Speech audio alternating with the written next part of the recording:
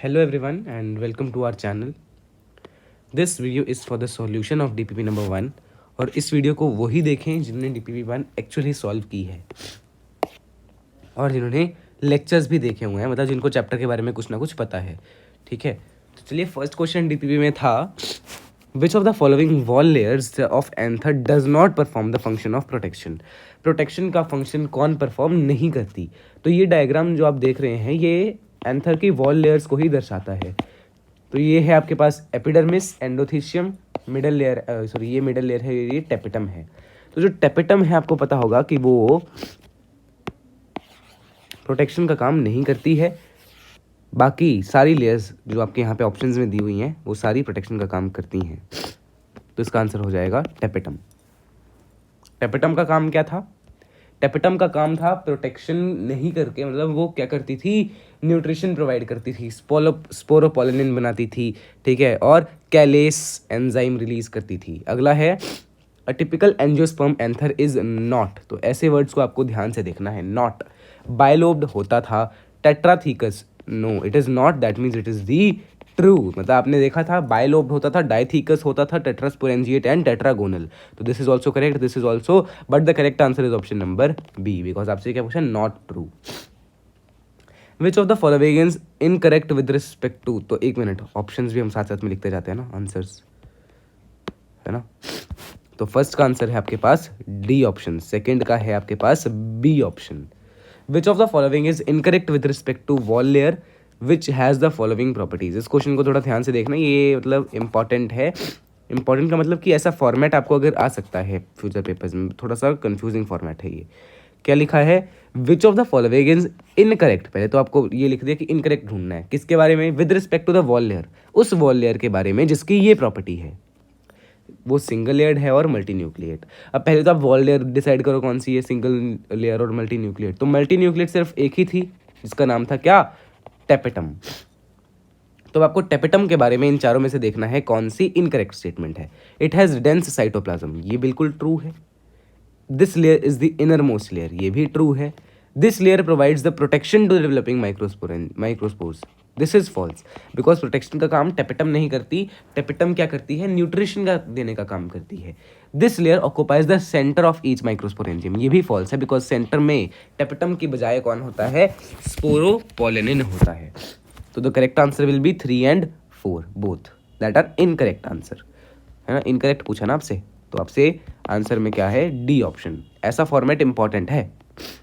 What is the characteristic of tapetum. Tapetum का characteristic या feature बताना है आपको। देखो ये 2011 का PYQ है। अब देखो ये PYQ है और ये FYQ, यानी ये फ्यूचर ईयर क्वेश्चन में आ सकता है। FYQ यानी फ्यूचर ईयर क्वेश्चन हो सकता है, ठीक है। ये इसको लिख लो ऐसे ही, है ना, फ्यूचर ईयर क्वेश्चन, ठीक है। देखो एक मिनट, हाँ, कैरेक्टरिस्टिक ऑफ टेपिटम आपको बताना है। तो ये फूड स्टोर करता है, हाँ बिल्कुल सही है। मल्टी न्यूक्लिएट भी होता है। मल्टी लेयर्ड, क्या ये मल्टी लेयर्ड होता है, नहीं, ये मल्टी लेयर्ड नहीं होता। तो this is false. And microspore को नरिश करता है, वो तो ट्रू ही है ना। तो this is C option is the correct answer. Next is proximal end of filament of stamen is attached to. देखो इस क्वेश्चन में जो जब मैंने ये पढ़ाया था ना, इन लेक्चर नंबर 1 में मैंने ये पढ़ाया था, तो वहाँ पे हमने बाय मिस्टेक या कह लो कि कुछ, अरे कारणवश हमने इसको गलत ही पढ़ा दिया था, गलती से, ठीक है। ऐसा होता है अंतर, इसको आप ध्यान से देखो। ये मैं लेक्चर नंबर 4 में भी कॉन्फ्रेंट करूँगा, ठीक है। ये रिकॉर्डेड हो रही है ना DPP सॉल्यूशन, तो ये लेक्चर 4 के जाने से पहले रिकॉर्ड कर रहा हूँ मैं, है ना, इसलिए आपको कह रहा हूँ, ठीक है। तो इस चीज़ को ध्यान से देखो, वहाँ पे मेरे से गलती हो गई थी कि मैंने क्या कहा, ऐसा आंसर है, ठीक है। ये देखो मैंने क्या कहा था कि ये है, मैंने क्या कहा था वो सुनो पहले। What I told that this is the distal, sorry, जो मैंने कहा वो क्या कहा था, that this is the proximal and and this is the distal end, जबकि उल्टा है। जबकि कैसा है, मामला क्या है, उल्टा मामला है। डिस्टल और प्रोक्सिमल का मामला क्या है, उल्टा है ना, सही है। अच्छा सॉरी, मैंने क्या कहा था, मैंने कहा था कि ये प्रोक्सिमल है और ये डिस्टल है, जबकि उल्टा होता है, जबकि प्रॉक्सिमल कौन सा है, नीचे वाला, और डिस्टल कौन सा है, ऊपर वाला। This is the distal part and this is the proximal part, और जो प्रॉक्सिमल पार्ट है वो पेटल या थैलेमस से अटैच होता है। थैलेमस से भी किसके अंदर, सॉरी पेटल से भी किसके अंदर, इन सोलेनेसी। ठीक है, ये भी मैंने आपको बताया था। तो आप ऐसे याद रख सकते हो, P for proximal and P for petal, और पेटल से तो नीचे वाला पार्ट ही अटैच होगा, ऊपर वाला थोड़ी हो जाएगा। ठीक है, तो इसका आंसर क्या आएगा, थैलेमस और पेटल। नेक्स्ट, ये मैंने आपको पहले ही बता दिया जब भी डिस्कस कर रहे थे। आपसे पूछा है ABCD का आपको स्ट्रक्चर बताना है। देखो ए है सबसे आउटर मोस्ट लेयर, है ना, देखो पूरा पढ़ो, ये माइक्रोस्पोरेंजियम है। तो माइक्रोस्पोरेंजियम की आउटर मोस्ट कौन सी होती है, माइक्रोस्पोरेंजियम है। तो माइक्रोस्पोरेंजियम में इनर मोस्ट, पहले आप इनर मोस्ट देख लो, इनर मोस्ट आपको क्या दिख रही है। चलो आउटर मोस्ट से स्टार्ट कर लो, है ना, आउटर मोस्ट से ही स्टार्ट कर लेते हैं। ठीक है, सबसे आउटर मोस्ट आपकी एपिडर्मिस होती है, ए जो आपको मार्क किया है। तो इसका आंसर क्या होना चाहिए, जिसमें एपिडर्मिस है, यानी कि जिसमें सबसे ए एपिडर्मिस है, तो ये ए टेपेटम है, तो ये हो ही नहीं सकता। यहाँ पे एपिडर्मिस है, ये देखते हैं बाद में, यहाँ पे एंडोथीशियम, यहाँ पे भी एंडोथीशियम, तो ये भी नहीं हो सकता। तो इसका करेक्ट आंसर क्या हो जाएगा, ऑप्शन नंबर बी। चेक भी कर लो बाकी। एंडोथीशियम, क्या सेकंड लेयर एंडोथीशियम होती है, हाँ एंडोथीशियम होती है, जो कि उन्होंने सही लिखी है। थर्ड लेयर नहीं होती टेपेटम, टेपेटम होती है मिडल मोस्ट। अब देखो थर्ड लेयर को इन्होंने मार्क नहीं किया, मतलब थर्ड लेयर के बारे में बात ही नहीं की। सी तो है थर्ड के अगली लेयर, जो कि टेपेटम ही होती है, इनर मोस्ट। और टेपेटम के अंदर वाली साइड के सारे सेल्स को हम क्या बोलते हैं, स्पोरोजीनस टिश्यू या माइक्रोस्पोर मदर सेल। तो हाँ, बी ऑप्शन इज बिल्कुल करेक्ट है ना। तो फोर्थ का आंसर क्या था, फोर्थ का आंसर था सी, फिफ्थ का आंसर था डी, सिक्स्थ का आंसर है option number B. Next question you see, which one of the following is surrounded by callose, callose wall. ठीक है, कैलोस वॉल से कौन सा सराउंडेड होता है। अब आपने ये चीज़ पढ़ी होगी कि जब मैंने आपको बताया है ऐसे होता है ना, उसके अंदर मान लो 2 PMC हैं इस तरह से, ये प्लाज्मोडेस्माटा है। प्लाज्मोडेस्माटा को तोड़ने के लिए PMC कैलोस शुगर रिलीज करते हैं, और जब ये तोड़ता है तो कैलोस शुगर इन PMC को, यानी कि पोलन मदर सेल या माइक्रोस्पोर मदर सेल को सराउंड कर लेता है। तो किसको सराउंड किया, पोलन मदर सेल या माइक्रोस्पोर मदर सेल को। तो B option is the correct answer. Next, which one of the following is correct, आपसे करेक्ट पूछा इस बार। ठीक है, tapetum nourishes the developing pollen, हाँ ये करेक्ट है, ट्रू है। ठीक है, hard outer layer is intine, वैसे तो ये फॉल्स है, पर अभी आपके लेक्चर में मैंने पढ़ाया नहीं है, बट आपको ट्रू चाहिए थी तो पहली ट्रू है, तो यही आंसर होगा। Sporogenous tissue is haploid, false. ये हैप्लॉइड डिप्लॉइड भी मैं आपको क्लियर करूंगा, बट आफ्टर, मतलब जब माइक्रोस्पोरोजेनेसिस के बाद मेगास्पोरोजेनेसिस हो जाएगा, उसके बाद सबका हैप्लॉइड डिप्लॉइड मैं आपको लिखवाऊंगा कि कौन हैप्लॉइड कौन diploid. Endothecium produces the microspore, endothecium microspore बनाता है। अरे यार किसने कहा, no. So correct answer is option number A, है ना। इसका है ऑप्शन नंबर बी, इसका है ऑप्शन नंबर बी। बाकी मैं चेक भी करूंगा ना पीछे, अभी नीचे आंसर भी दिए हुए हैं। स्पोरोपोलेनिन इन एक्साइन, अब देखो कैन बी डिग्रेडेड बाय, इसमें आपको अगर मान लो पता भी नहीं है कि एक्साइन स्पोरोपोलेनिन से बनी होती है, फिर भी आपको ये तो पता ना कि स्पोरोपोलेनिन को कोई चीज़ डिग्रेड नहीं कर सकती, ना हाई टेम्परेचर, ना लो pH, ना एंजाइम्स, तो इट कांट बी डिग्रेडेड। तो देखो कितना इजी क्वेश्चन आया है एम्स 2013 में। ठीक है, which of the following are true, आपको बताना है इनमें से कौन से ट्रू हैं। ये भी आपका FYQ है, फ्यूचर ईयर क्वेश्चन ऐसा हो सकता है। General anther is bilobed dithecous tetrasporangiate tetragonal, this is true. Upper parietal cells divide into endothecium, अरे यहाँ पे स्पेलिंग गलत है, middle layer and tapetum, this is also true. All complete flowers are bisexual, complete flower मतलब सारे part हैं, तो उसमें सारे पार्ट है मतलब एंड्रीशियम और गैनीशियम भी होगा, और जिसमें एंड्रीशियम और गैनीशियम दोनों होते हैं वो बाइसेक्सुअल होते हैं, that means third statement is also true. All unisexual flowers are complete, this is false. Unisexual flower मतलब या तो एंड्रीशियम या तो गैनीशियम, एक तो एब्सेंट हो गई, और अगर एक भी एब्सेंट है तो वो इनकम्प्लीट होता है, ना कि कंप्लीट। तो ये first second and third statement आपकी बिल्कुल करेक्ट है, C option. Next 11th question देखें, अच्छा 12th क्वेश्चन भी FYQ में है।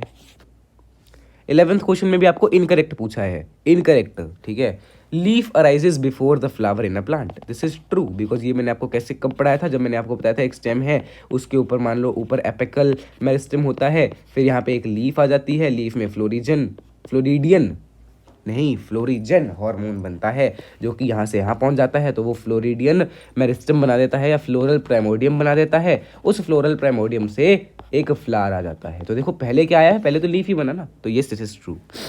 Number and shape of anther vary from plant to plant, ये भी ट्रू है, ये भी मैंने आपको पढ़ाया हुआ है कि कोई अगर मान लो ऐसा है जिसमें बेस से आ रहा है ना, ठीक है, ये देखो anther is attached on the base, मतलब ये बेस पे अटैच है फिलामेंट, तो उसको बोलते हैं बेसिफिक्स्ड। अगर मान लो ऐसा है कि उसने पूरे को कवर कर लिया इस तरह से, तो एडनेट, और अगर मान लो ऐसा है पीछे से, तो वर्सेटाइल। तो ये भी हमने पढ़ा है, ठीक है। Calyx and corolla are essential whorls, this is false, because आपने 4 वॉरल पढ़े हैं, calyx, corolla, androecium and gynoecium. तो एंड्रीशियम और gynoecium are essential, but these two are essential नहीं, एक्सेसरी, तो यहाँ पे फॉल्स आएगा। Proximal end is attached to petals and thalamus, true. Petal और ज़्यादा और होता तो ज़्यादा अच्छा होता, ठीक है, but this is the incorrect statement. तो आपके आंसर्स भी साथ साथ में मैं लिखते जाता हूँ ना। ए यहाँ पे है, डी ऑप्शन यहाँ पे है, सी ऑप्शन और यहाँ पे है C option. Then a plant of lily has, this is very important question या फ्यूचर ईयर क्वेश्चन। एक लिली का प्लांट है, उसमें 40 पीएमसी हैं, कितने, 40 pollen mother cells in 1 microsporangium, एक microsporangium. Number of microspore by the anther, एक anther है तो वो कितने माइक्रोस्पोर बनाएगा। अब आपको पता है 1 पीएमसी से कितने बनते हैं, 4 माइक्रोस्पोर, बिकॉज क्या होती है, मियोसिस होती है ना, ये आपने पढ़ा हुआ है। अगर नहीं पढ़ा तो लेक्चर्स देख सकते हो, ठीक है। 1 पीएमसी से 4 माइक्रोस्पोर, अगर आपके पास 40 पीएमसी हैं तो 160 माइक्रोस्पोर बन जाएंगे। अब क्वेश्चन यहीं पे समाप्त नहीं होता, कई बच्चों ने तो यहीं से देख के ए टिक कर दिया, पर नहीं, ये ए ऑप्शन इज रॉन्ग। अब ध्यान से देखो, आपसे पूछा है एंथर में कितने बनेंगे।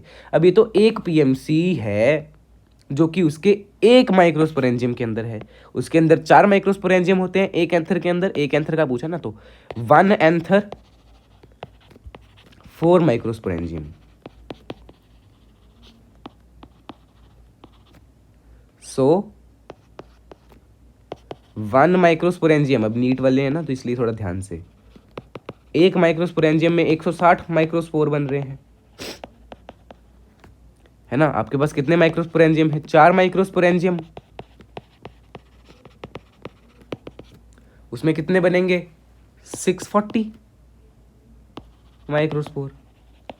चेक करो, 16 इंटू 4, 4 6 24, 4 1 4 5 6, हाँ 640 बन रहे हैं, ठीक है। तो इसका करेक्ट आंसर हो जाएगा आपके पास सी ऑप्शन, ये भी आपका फ्यूचर ईयर क्वेश्चन है। अब हम अपने जो आंसर्स हमने अभी यहाँ पे मार्क किए ना, उनको आंसर की से मैच करते हैं। D B, D C, D B B B, D B D C, अरे फोर्थ का सी लिखा है हमने,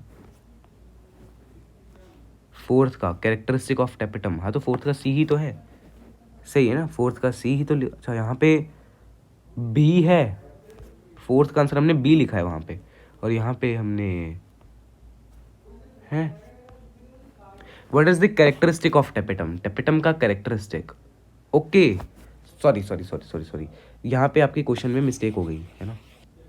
क्या मिस्टेक हो गई, टेपिटम का कैरेक्टरिस्टिक पूछा है तो वो स्टोर नहीं करता, फूड स्टोर नहीं करता, फूड प्रोवाइड करता है, मल्टी न्यूक्लिएट ही सही आएगा, मल्टी लेयर्ड नहीं होता, ये तो फॉल्स है, हमने फॉल्स को मार्क कर दिया, ठीक है। और वो मेगास्पोर को नरिश नहीं करता, माइक्रोस्पोर को नरिश करता है, ये हमसे गलती होगी, देखो कितनी माइनर मिस्टेक है, और उससे हमारा -1 मार्क्स मिलेंगे, है ना। तो इसका आंसर होगा बी ऑप्शन, है ना। तो फोर्थ से दोबारा चेक करो, B D B B B, B D B B, 8th का ए दिया हुआ है, हमने बी मार्क किया यार, है।